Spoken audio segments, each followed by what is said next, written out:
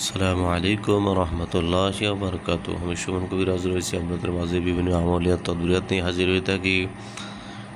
আজকে একটি খুব মারাত্মক একটি জটিল বিষয় শেয়ার করতে যাচ্ছি, যে জিনিসটি ইউটিউব জগৎ বলেন, যে কোনো উস্তাদ বলেন, বহু উস্তাদ এই জগতে আপনার থাকতে পারে, কিন্তু এই সাধনাটি কেউ ইউটিউবে ছাড়ে নাই বলে আমি জানি।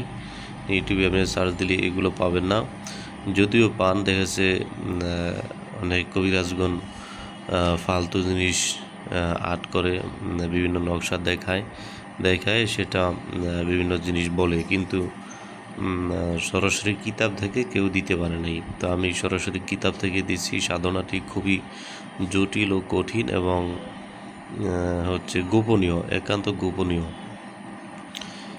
এখন যারা এই কাজটি করতে যাচ্ছেন, সাধনাটি ভালো লাগার পরে যারা এই সাধনাটি করতে ইচ্ছুক, তাদেরকে আমি সতর্কতামূলকভাবে বলবো, এই আমলটি আপনি করতে যাচ্ছেন কাউকে বলা যাবে না, এটা একান্তই গোপনীয় আমল। তবে এখানে কয়েকটা বিষয় রয়েছে।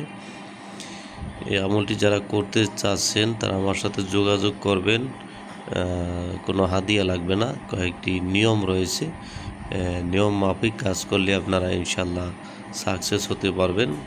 তবে এই নিয়ম না জানলে, আমি বললাম তো কোনো হাদিয়া লাগবে না, কয়েকটা নিয়ম জানবেন। নিয়ম কিছু গোপন রেখে দিলাম, কারণ এটা সাধারণ যদি কেউ করতে যায় তাহলে সে বিপদে পড়বে। আমি চাই না আমার ভিডিও দেখে কেউ বিপদে পড়ুক।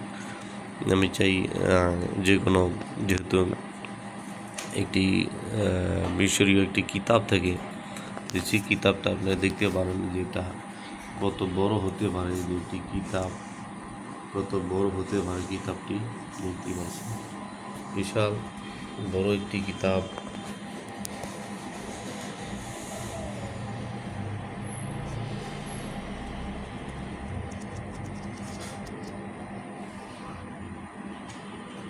বড় একটি কিতাব।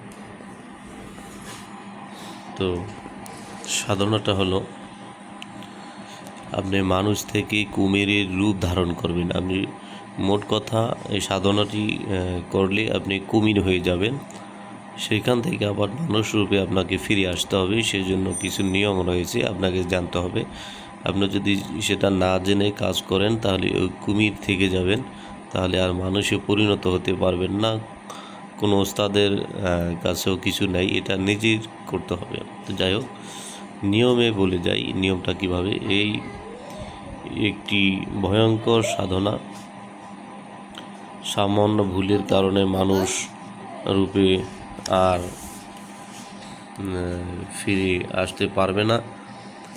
যে কুমিরের বয়স 3 যুগ হয়েছে, সেই কুমিরের ডান পাশের দাঁত নিতে পারলেই তোমার জীবন ধন্য হইবে।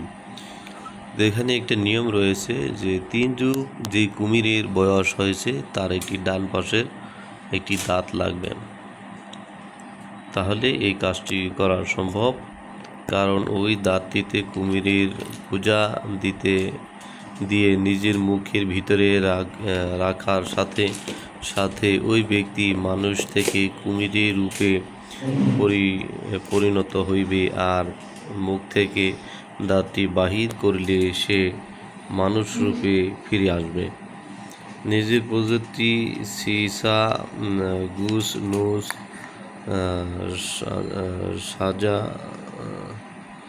রতন দ্বারা অঙ্কন করিতে হইবে।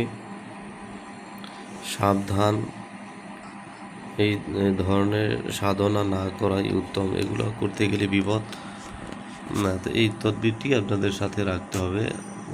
এটা হচ্ছে তদবিরটি আপনাদের সাথে রাখতে হবে। তো যারা সাধনাটি নিতে চাচ্ছেন তারা ইজাজত নেবেন। তো যে কোনো বিষয়ে এই নাম্বারে যোগাযোগ করবেন, সুমন কবিরাজ। এই নাম্বারে ইমো হোয়াটসঅ্যাপ রয়েছে, সরাসরি যোগাযোগ করবেন। তো সবাইকে ধন্যবাদ। আসসালামু আলাইকুম রহমতুল্লাহি ওয়া বারাকাতুহু।